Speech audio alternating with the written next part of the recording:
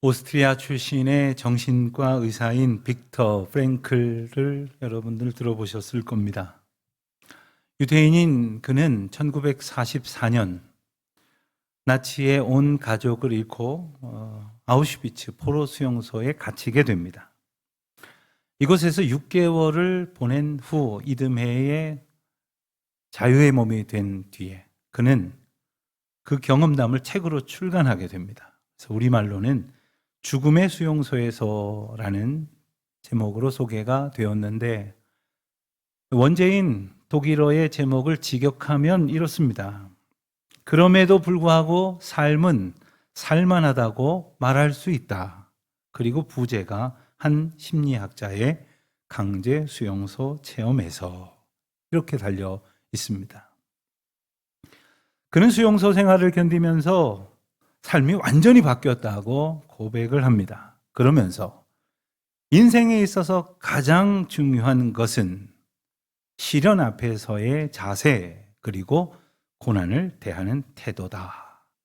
이렇게 설명을 합니다. 그러면서 그는 인간의 가치를 3가지로 강조를 하는데, 창조적 가치, 경험적 가치, 그리고 태도적 가치, 이 3가지가 중요하다고 말을 합니다. 창조적 가치란 한 인생이 무엇을 이루며 살았는가 하는 내용이고, 경험적 가치라 함은 무엇을 누리며 살았는가에 관한 것입니다. 그런데 빅터 박사가 가장 중요하다고 말하는 것은 이 3가지 중에 태도적 가치입니다. 그러면서 말을 하기를, 인간에게서 모든 것을 빼앗을 수 있다고 할런지 모르지만 한 가지, 어떠한 상황에 어떻게 반응할 것인가를 선택하는 자유만큼은 그 누구도 빼앗을 수 없다. 이렇게 말합니다. 그는 연구소나 도서관에서 이 깨달음을 얻은 것이 아닙니다. 죽음을 눈앞에 두고 있는 수용소의 극한의 현실 속에서 체득한 사실입니다. 그는 말합니다. 똑같은 절망적 상황 속에서 어떤 사람은 짐승처럼 변해버리고, 또 어떤 사람은 자기가 가지고 있는 빵 한 조각을 나누더라 하는 겁니다. 어떤 사람은 끝까지 인간의 인간다움이라는 존엄성을 포기하지 않더라 하는 겁니다. 똑같은 상황 가운데 놓여 있지만 사람들이 보이는 반응은 달랐다는 겁니다. 이러한 차이를 만드는 것은 그의 지식이나 그의 명예가, 그가 가지고 있는 어떠한 조건이 아니라 그 상황을 마주하는 태도에 달려있다. 이렇게 소개를 하는 거죠. 새해가 시작되고 벌써 열흘이 지났습니다. 어떠십니까? 살만하십니까? 지낼만 하셨습니까?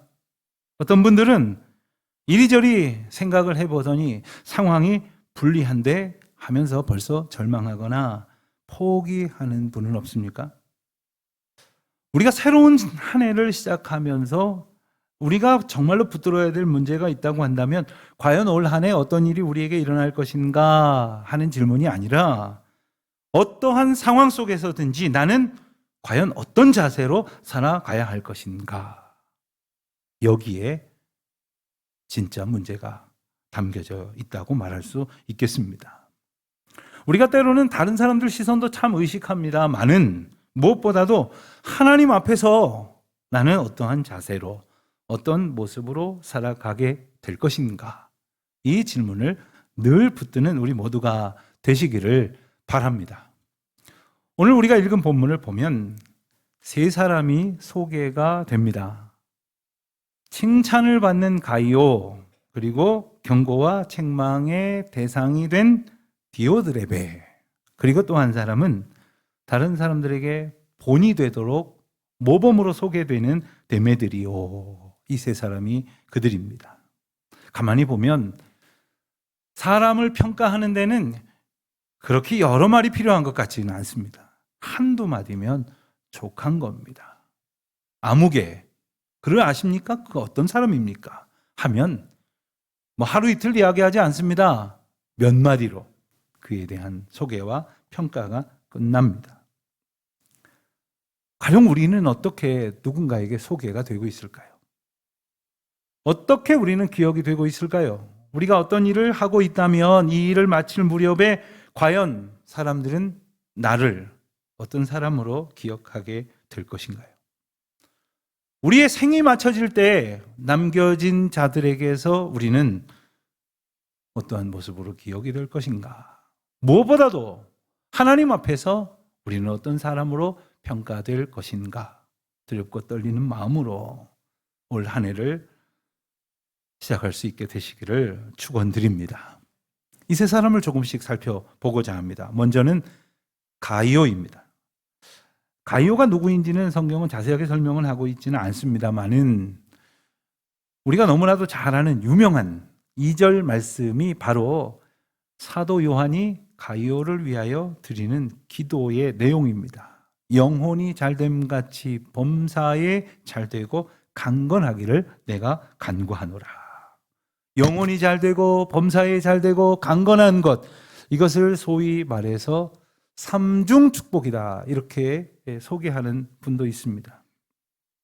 그래서 우리는 이 말을 참 좋아하는 것 같습니다. 영혼도 잘되고 범사에 잘되고, 그러니까 물질적인 것이나 현세적인 문제들도 다 잘되고, 그리고 육신도 건강하기를 바란다, 이런 해석이지요. 여러분, 하나님께서 우리가 잘 되기를 바라시지 않으시겠습니까?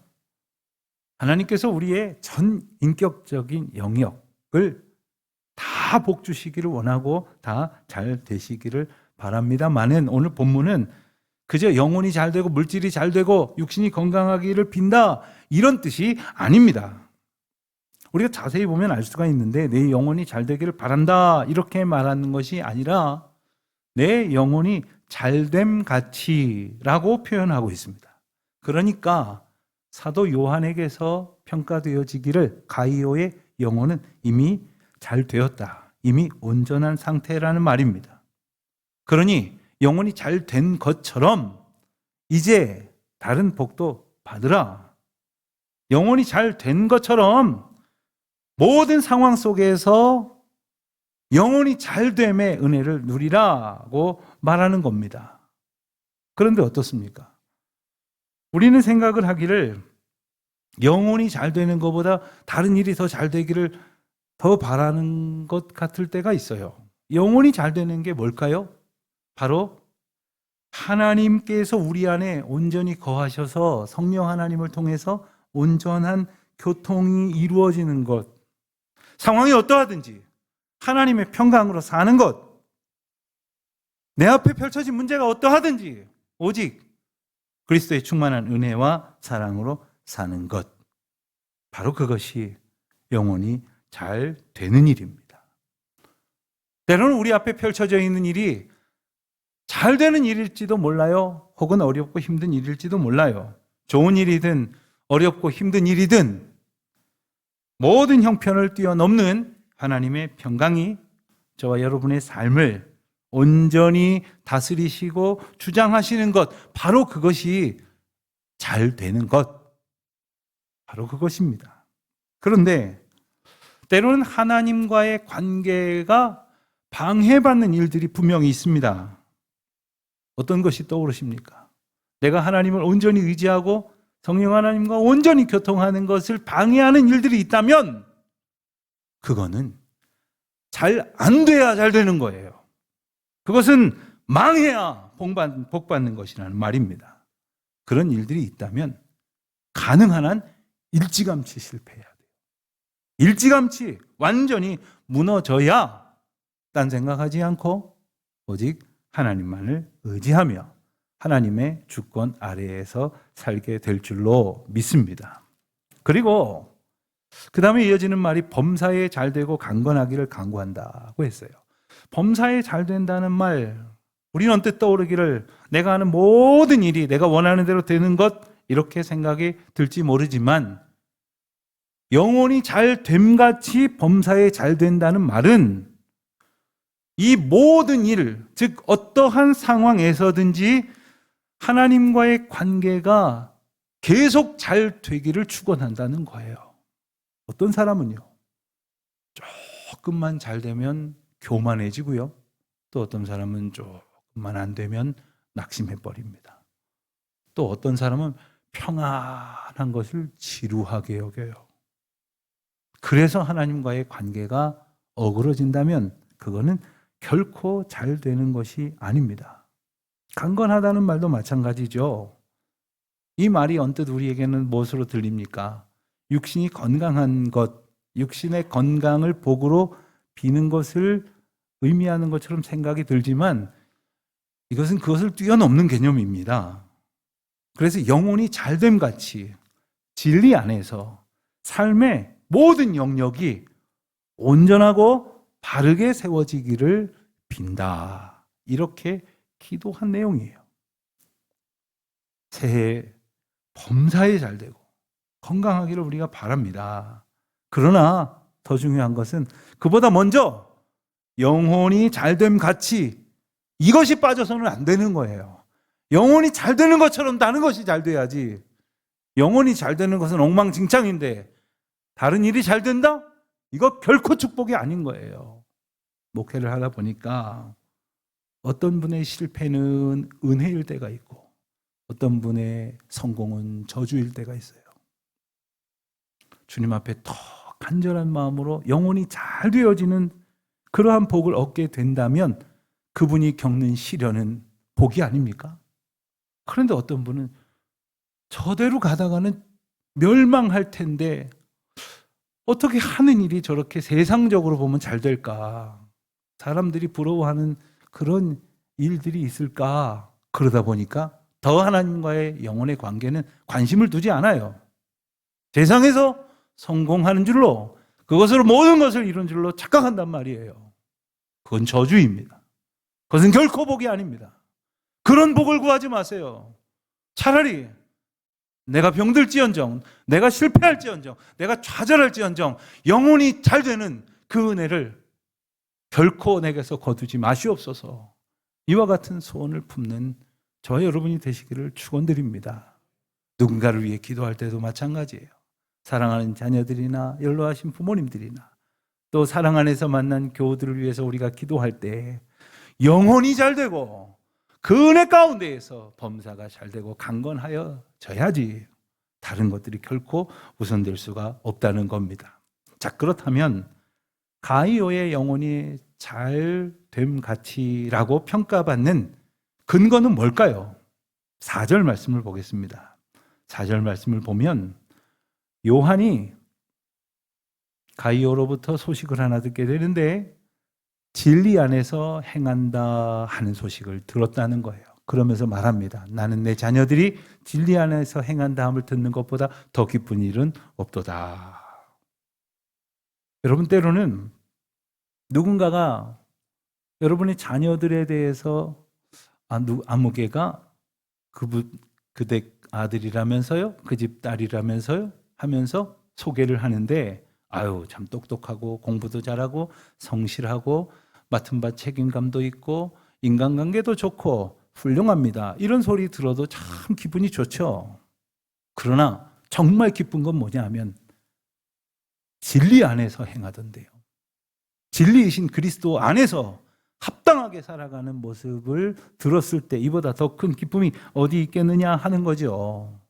그런데 그 구체적인 내용이 뭘까를 보니까 바로 이어지는 말씀을 보면 그가 나그네들을, 이 여기서 나그네들이란 복음을 들고 복음을 전하기 위해서 다니는 복음 전도자들을 말합니다. 오직 주님의 이름만 붙들고 주님의 이름만 의지하고 주님께서 맡기신 일을 감당하기 위하여 길을 떠난 자들을 환대했다는 거예요. 그들을 영접하고 그들의 필요를 채워주고 그리고 그들이 다음 사역지로 떠날 때까지 극진히 섬긴 후에 그들을 아름답게 전송했다라는 말입니다. 여러분, 이게 간단한 일이 아닙니다. 여러분, 우리는 누군가에게 이렇게 잘해줄 때 나한테 잘해주는 사람한테 잘해주는 건 일도 아니에요. 그리고 이 사람한테 잘해줬다가 내가 언젠간 무슨 유익이 될 것 같다는 계산 속에서 잘하는 것, 그거는 하나도 어려운 일이 아닙니다. 그러나 복음 들고 길 떠나 다니는 나그네. 그러니까 오늘은 어쩌다 나와 함께 만났지만 더 만날 가능성도 없어 보이는 그에게 잘해준다고 해서 나중에 덕 볼 것 기대할 수도 없단 말입니다. 그런데 그에게 환대를 했어요. 그를 영접하고 그의 필요를 채워주고 그의 사랑을 하나님의 은혜 가운데에 충만하게 했다는 것이에요. 무엇을 말하는 것입니까? 복음을 인하여 환대를 했다는 거예요. 복음 때문에, 복음이 귀하기 때문에, 복음이 소중했기 때문에 내 마음과 정성을 다해서 환대를 했다. 이 말입니다. 사랑하는 성도 여러분, 저는 우리 교회가 그런 교회가 됐으면 좋겠어요. 때로는 처음 보는 분을 만날지도 몰라요. 때로는 우리에게 어떤 도움을 필요로 해서 만나게 된 분일런지도 몰라요. 때로는 다시 볼 일이 없을 수도 있어요. 그러나 우리에게 주어진 이 복음의 뜨거운 사랑 때문에 하나님께서 우리에게 보내주신 모든 이들을 사랑으로 영접하고 환대하고 또 하나님의 사랑이 끊임없이 이루어질 수 있도록 사랑의 사람으로 사랑의 공동체로 살아가는 저와 여러분이 되시기를 주님의 이름으로 축원드립니다. 요한은 계속해서 두 사람의 예를 듭니다. 한 사람은 디오드레베라는 사람이에요. 이 사람은 바로 경고의 대상입니다. 그런데 9절 말씀을 보니까 이 사람에 대한 평가는 너무나도 간단해요. 으뜸되기를 좋아하는 사람이다. 그러니까 이 디오드레베의 관심은 진리에 있지 않습니다. 진리를 가지고 환대하는 것에 그의 관심이 있는 것이 아니라 자기가 높아지는 것에만 관심이 있는 거예요. 진리이신 예수 그리스도께서 머리가 되신다고 우리가 고백하는 교회 공동체 안에도 그런 분들이 있습니다. 자기가 높아지고 그래서 자기는 언제나 좋은 소리만을 듣기를 바라고 또 할 수 있는 대로 자기 마음대로 휘두르고 싶은 그런 마음이 있는 사람들 있다는 말이에요. 그런 분들에게 이 진리라고 하는 것은 교회를 섬기고 다른 사람들을 환대하는 이유가 아니라 오히려 자기를 높이는 일에 방해가 될 뿐이에요. 그래서 그들은 어떻게 행동했나 봤더니 사도들을 맞이하지 않았답니다. 또 악한 말로 사도들을 비방했다는 거예요. 여러분 왜 사도들에게 이랬을까요? 사도들이 오면 자기들보다 더 영향력을 미치게 될 것을 싫어했던 거죠. 자기가 으뜸이 돼야 되는데 누가 더 중요한 인물 되는 꼴을 못 보는 거예요. 교회 안에서 정말 소중한 사람들이 이렇게나 많은데 이렇게나 많은 모든 사람들이 하나님의 은혜 안에 소중하게 세워져야 하는데 그 꼴을 못 보는 거예요. 그냥 언제나 나만 높아져야 되는 거예요. 언제나 나만 으뜸이 되어야 된다는 마음가짐을 가진 사람, 진리에 관심이 없는 사람들인 거죠. 그들은 사도를 맞이하지 않았을 뿐 아니라 형제를 접대하지도 않았어요. 서로를 사랑으로 환대하지도 않았어요.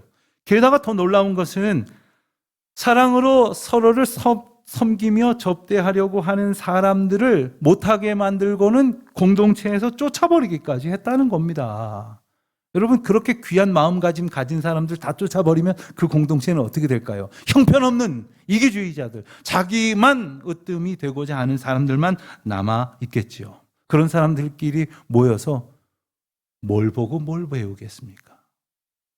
저는 우리 교회에 정말로 귀하고 복된 믿음의 성품으로 살아가는 많은 분들의 선한 영향력이 우리 모두에게 본이 되고 우리 모두에게 배움의 이유가 돼서 우리 모두가 그리스도의 사랑으로 충만하여지는, 그래서 사랑으로 선대하고 그리스도의 진리로 환대하는 공동체가 될 수 있기를 축원합니다. 요한은 단호하게 말해요. 11절 말씀에 보면 악한 것을 본받지 말고 선한 것을 본받으라.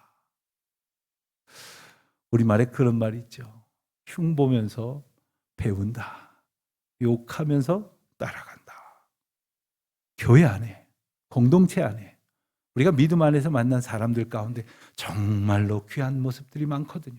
배울 게 얼마나 많은지 모릅니다. 그런데 그런 것들은 다 어떻게 눈을 감아버리고 형편없는 것들만 쫓아가면서 욕을 한 것보다 더 심한 사람으로 되어질 수가 있느냐 말입니다.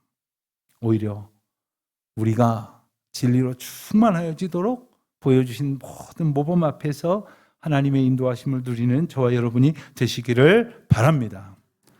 아주 대조적인 또 한 사람이 소개가 됩니다. 데메드리오라는 사람입니다. 그런데 12절 말씀을 보니까 그가 어떤 사람인지를 이렇게 소개를 하고 있습니다. 그는 뭇 사람에게도 진리에게도 증거를 받았음에 우리도 증언하노니 너는 우리의 증인이 참된 줄을 아느니라. 무슨 말입니까? 사람들이 칭찬했다는 거예요.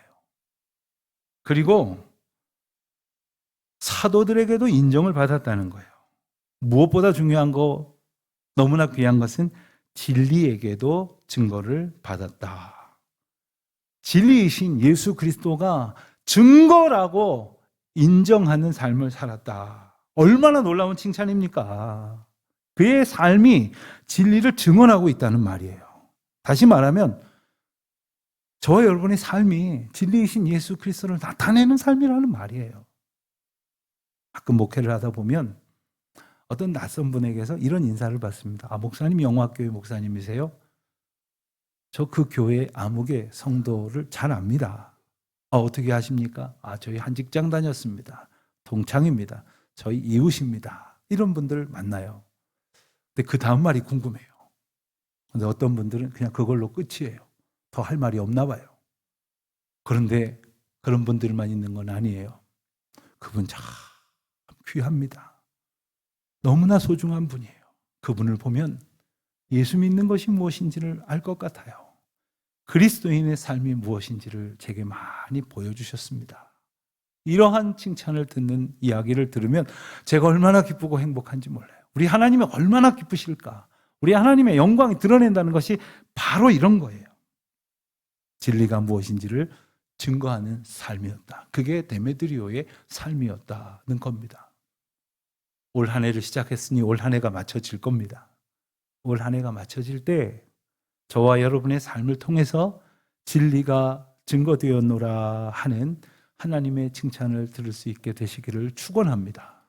우리의 생이 맞춰지는 그때에 오직 하나님의 진리에만 순종하고 그 진리에만 관심과 사랑을 가지고 그 진리만 나타내기를 기뻐하는 자로 살았다는 하늘의 음성을 듣게 되시기를 축원합니다. 누군가는 으뜸이 되려다가 결국 악하다는 평가를 받습니다. 누군가는 진리에 순종하여 모두에게 칭찬과 증거가 되는 것입니다. 저와 여러분은 어떤 삶을 살게 될까요? 우리는 무엇을 증거하는 사람으로 살게 될까요? 진리 안에서 행하는 자, 진리를 드러내는 자, 진리를 증거하는 자로 살아가는 올 한 해가 되시기를 주의 이름으로 축원드립니다.